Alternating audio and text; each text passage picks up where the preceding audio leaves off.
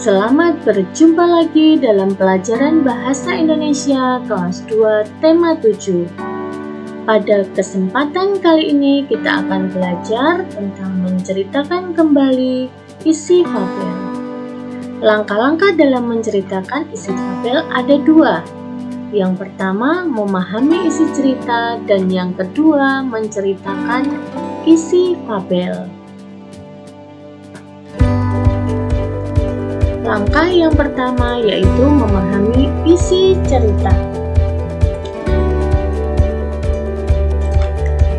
Tahap yang pertama dalam memahami teks fabel adalah membaca atau menontonnya secara keseluruhan.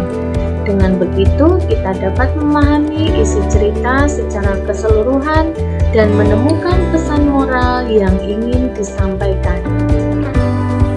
Setelah itu, kita bisa mulai mencatat dan memahami tokoh-tokoh yang berperan di dalam cerita. Kita dapat menentukan siapa yang menjadi tokoh utama dan tokoh lainnya serta karakteristiknya atau wataknya.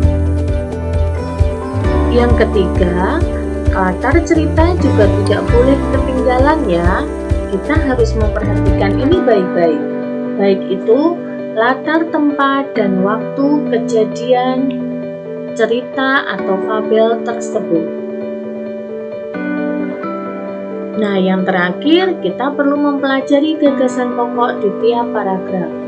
Jika ceritanya kita baca, dengan begitu kita dapat merangkai dan menghubungkan cerita dari peristiwa-peristiwa. Gagasan pokok merupakan kunci dari segala pesan yang disampaikan. Langkah yang kedua yaitu menceritakan isi fabel.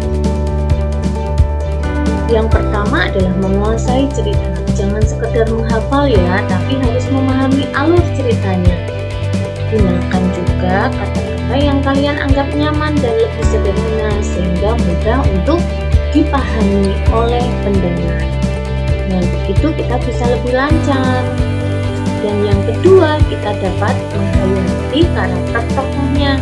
Sesuaikan ekspresi dan nada suara dengan tokoh dan suasana cerita. Dengan begitu, orang yang mendengar akan mudah menghayati cerita. Lebih baik kita menggunakan suara yang berbeda untuk tiap tokoh. Yang ketiga, menjalin kontak mata. Ini diperlukan ketika kita sedang berbicara di depan umum, termasuk saat menceritakan isi fabel. Kita dapat memperhatikan reaksi pendengar, dan pendengar pun merasa kalau kita memperhatikan mereka, sehingga menjadi lebih fokus. Dan yang terakhir, kita bisa menggunakan alat peraga untuk membantu kita bercerita. Pendengar akan lebih tertarik jika kita menggunakan alat lucu seperti boneka. Selain itu, alat peraga juga dapat mendukung pemahaman pendengar akan cerita yang kita sampaikan. Nah, sekarang tugasnya kalian adalah carilah satu dongeng fabel yang kalian suka. Tuliskan di kolom komentar dalam video ini ya. Jangan lupa semuanya menuliskan judul dongeng fabel yang kalian suka.